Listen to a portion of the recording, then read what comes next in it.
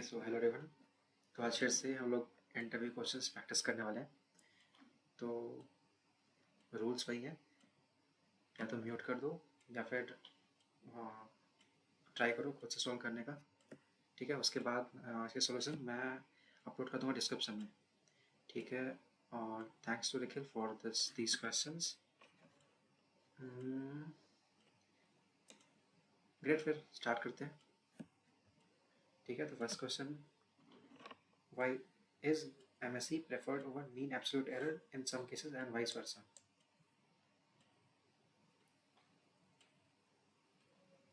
यार mean squared में तो वही करते हैं, मतलब जो एक्चुअल लेवल्स हैं, मतलब काइंड ऑफ रिग्रेशन एग्जांपल ले लो। मान लो कि कोई डेटा पॉइंट है, उसका एक्चुअल लेवल 100 है, मैंने पेड किया 90। तो अगर 90 और तो इसका डिफरेंस कितना होगा 10। तो अगर मैं जाऊँगा मीन एब्सोल्यूट एरर से, तो उसका मतलब डिफरेंस 10 ऐड होगा, जो भी करो 10 का इफेक्ट आएगा। लेकिन अगर मैं MSE यूज़ करूँ मीन स्क्वायर्ड एरर, तो हमें डिफरेंस का स्क्वायर लेना पड़ेगा, मीन स्क्वायर्ड एरर।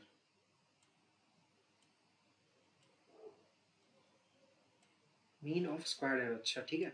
मतलब हम लोग डिफरेंस 10 का स्क्वायर लेंगे तो 100, तो 100 का इम्पैक्ट आएगा।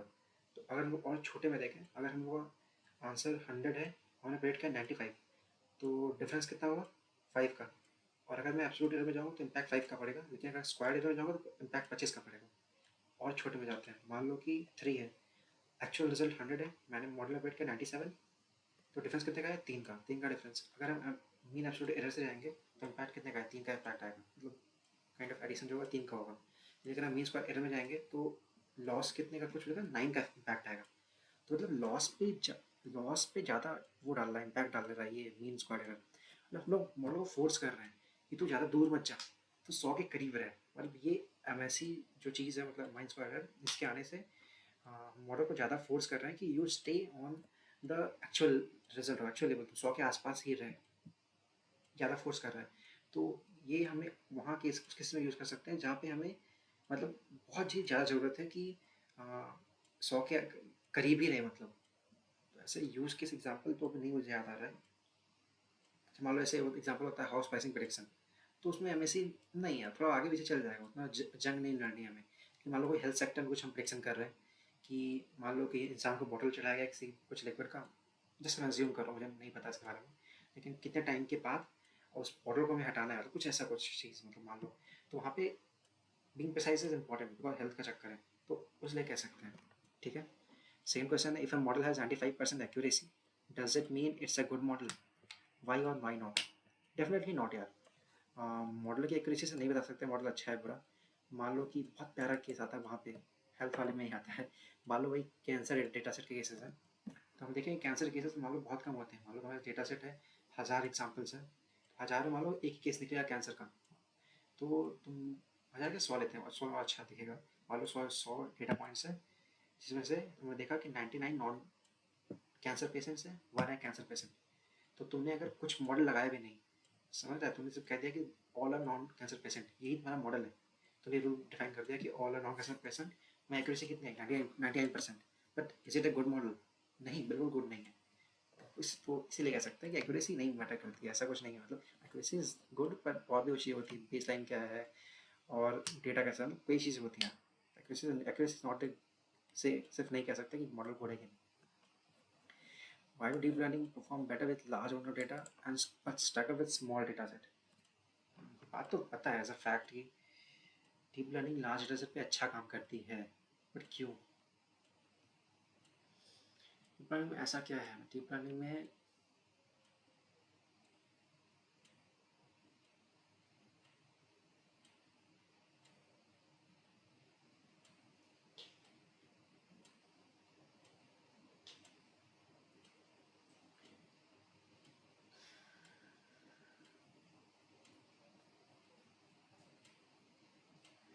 नहीं याद नहीं आ रहा है कि एक्जैक्टली रीजन क्या दे सकते हैं, कोई valid reason why does perform better with large amount of data. Fact तो पता है मतलब, लेकिन ऐसे क्या पॉइंट है? डीप लर्निंग में ज़्यादा पैरामीटर्स ज़्यादा होते हैं, इसलिए क्या पैरामीटर्स वेरिएबल्स ज़्यादा होते हैं। लेकिन लिनियर में कितने पैरामीटर्स होते हैं? जैसे मैं सिंपल लाइन ड्रॉ कर दे रहा हूँ, अच्छा यहाँ पे कितने पैरामीटर्स ज़्यादा है, अच्छा ये जन हो सकता है। लीनियर रिग्रेशन तो क्या होता है, W X plus B simple, मतलब it just need to find a linear line. पर यहाँ पे क्या हो रहा है, यहाँ पे हमें कई पैरामीटर्स होते हैं, बहुत ज़्यादा पैरामीटर्स, तो मे भी उस पैरामीटर्स को फिट करने के लिए एक रीज़न है कि हमें डेटा से ज़्यादा चाहिए होता है। अब देखते हैं कि रीज़न है कि नहीं। अच्छा, what happen if you remove all the hidden layers, simple है तो वो बन जाता है काइंड ऑफ लीनियर रिग्रेशन, या तो linear kind of logistic regression बन जाता है। सब हटाओगे, सिंपल लेयर बचा और तुमने कुछ लगाया नहीं बाद में, तो सिंपल बन जाता है। या तो बाद में वो लगा लो, और ये क्या कहते हैं, वी कॉल इट सॉफ्टमैक्स, नहीं सॉफ्टमैक्स ही कहते हैं, नहीं सॉफ्टमैक्स, नॉट श्योर। फिल्म में होता है हिडन लेयर्स, वो लीनियरली बिहेव करेगा तो पता है, तो लीनियरली बिहेव करेगा, ठीक है। और क्या कह सकते हैं, act like as a linear regression, अगर या तो फिर लॉजिस्टिक रिग्रेशन उस लेवल का बात कर सकते हैं, ठीक है। ठीक है, वही कह सकते हैं, और क्या करेंगे। Can we can model with high bias even outperform model with low bias, model में काफ़ी हाई बायस है, outperform model with low बायस।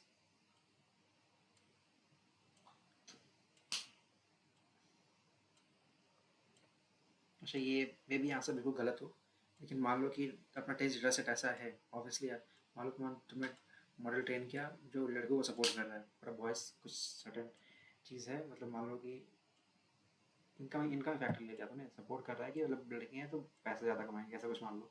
फिर देखा तुम्हारा टेस्ट डेटा सेट जो है उसमें भी ऐसा हुआ कि लड़कों को ज़्यादा सपोर्ट मारा गया, ऐसा हो सकता है क्या? पॉसिबल है। Can the model with high bias form with model with low bias, तो अगर टेस्टिंग, अगर ये हाई बायस की बात हो ट्रेन डेटा में, अगर टेस्टिंग डेटा भी बायस हुआ तो वहाँ से फ़ायदा मिल सकता है। एक एक पॉसिबल चीज़ ये है कि अगर कहते हैं कि टेस्टिंग डेटा बायस नहीं है, तो फिर कैसे कर सकते हैं, कहना मतलब हाई बायस में आउट परफॉर्म लो बायस, आउट परफॉर्म लो बायस, बायस डेटा सेट है।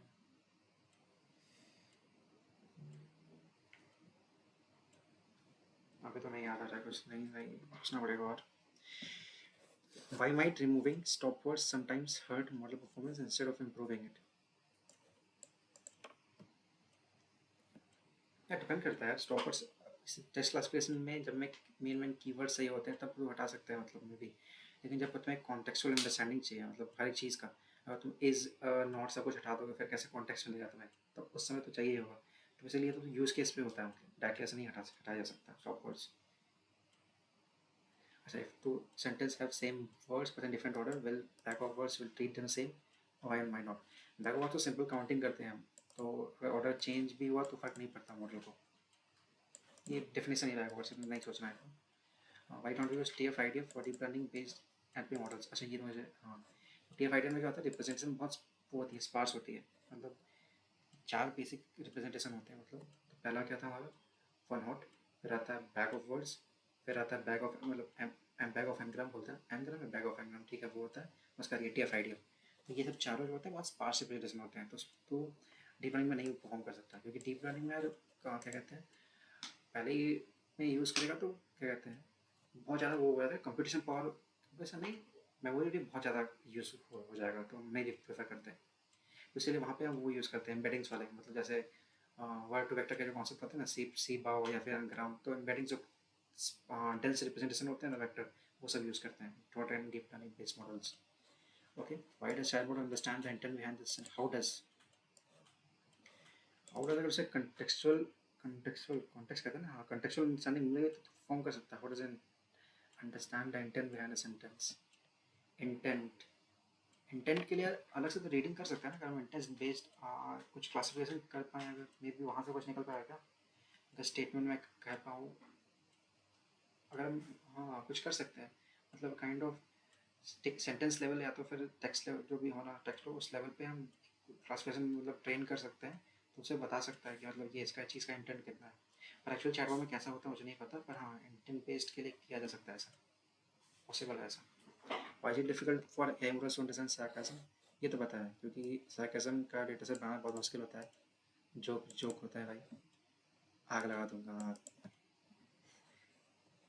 ठीक है, if the probability of the rain tomorrow is 80%, does it man if rain for 80% of it, नहीं बिल्कुल नहीं, ये तो पता है सबको। Why can a small data set sometimes give a misleading statistical result? अच्छा, इसका आंसर यहाँ से आता है, इसमें दे सकते हैं. सो क्या आता है, if you flip a fair coin 10 times and get 7 hits, does it mean the coin is biased and why और नॉट? नहीं, बिल्कुल बायस्ड नहीं है, ऐसा पॉसिबल है. इसका क्या मतलब, हमें पता है ना, कॉइन अगर अनबायस्ड होता है तो 50% रहता है प्रोबेबिलिटी, मतलब हेड और टेल की. ऐसा तब देखा जाता है जब तुम्हारी नंबर ऑफ सैम्पल्स बहुत ज़्यादा हो, मतलब 100 से 100 नहीं, 1000, 2000, 10,000, लाख मारो, उसके फिर देखोगे क्लोज, वेरी क्लोज टू 50,000, मतलब बहुत, तब दिखेगा 50% का चक्कर. पर अगर स्मॉल रखोगे तब जरूरी नहीं है तुम्हें ऐसा मिले. तो यही कहते हैं वाइज स्मॉल डेटा सेट की मिसलीडिंग स्टैटिस्टिकल रिजल्ट. तो इसको यूज़ कर सकते हैं इसके आंसर के लिए. ठीक है. और data set has 50 mean, 50 mean है, ग्रेट. मीन मतलब एवरेज, ठीक है. मीडियन 30 है, मीडियन मतलब सेंटर होगा डेटा, 30 सेंटर है इधर, और मीन अपना इधर लाइक किया 50. डिस्ट्रीब्यूशन से यार में क्या कह सकते हो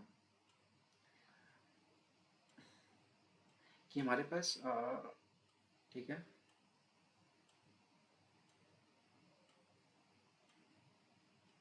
कुछ ग्राफ बना सकते हैं कैसा. ग्राफ अगर सोचे 30 मीडियम में है, मतलब मान लो कि 20 नंबर है, 20 नंबर से तो ऑलमोस्ट 10, 20 ने 21 मानते हैं, तो 11वें नंबर पे 30 है. तो इधर 30 से छोटे हुए, लेकिन मेरी मीन बहुत ज़्यादा है, तो मतलब इधर के नंबर बहुत बड़े बड़े होंगे 30 से, ताकि मीन शिफ्ट हो जा रहा है अपना, मतलब मीन तो 30 के आसपास था, लेकिन मीन 30 के आसपास नहीं आ रहा, तो इधर के नंबर्स काफ़ी बड़े हैं. तो राइट स्क्यूड कह सकते हैं, राइट स्क्यूड बोलेंगे क्या इसको. लेफ्ट साइड थोड़ा हाइट कम होगी वाई एक्सिस की, उसके बाद मीडियम के बाद थोड़ा ऊँचा हो जाएगा, फिर गिर जाएगा. ये ऐसा बोल सकते हैं. Why doesn't get to say that peak value of इतना mean cycle is a probability. अच्छा, मैंने अभी PLO नहीं पढ़ा है, ये चीज़ पढ़नी है, फिर इसको आंसर करेंगे. ठीक है, फिर बाय बाय. मैं डिस्क्रिप्शन में इसका आंसर अपलोड कर दूँगा. जो आंसर अपलोड करता हूँ ऑलमोस्ट ChatGPT होता है, तो जस्ट वो काइंड ऑफ क्विक रिकैप के लिए होता है, लेकिन अच्छे आंसर्स मिल जाते हैं मोस्ट ऑफ द टाइम. पर कुछ आंसर्स तुम्हें और सर्च करने पड़ेंगे, मे बी गूगल को करना पड़ेगा, तुम्हें लगे कि सही नहीं है तो.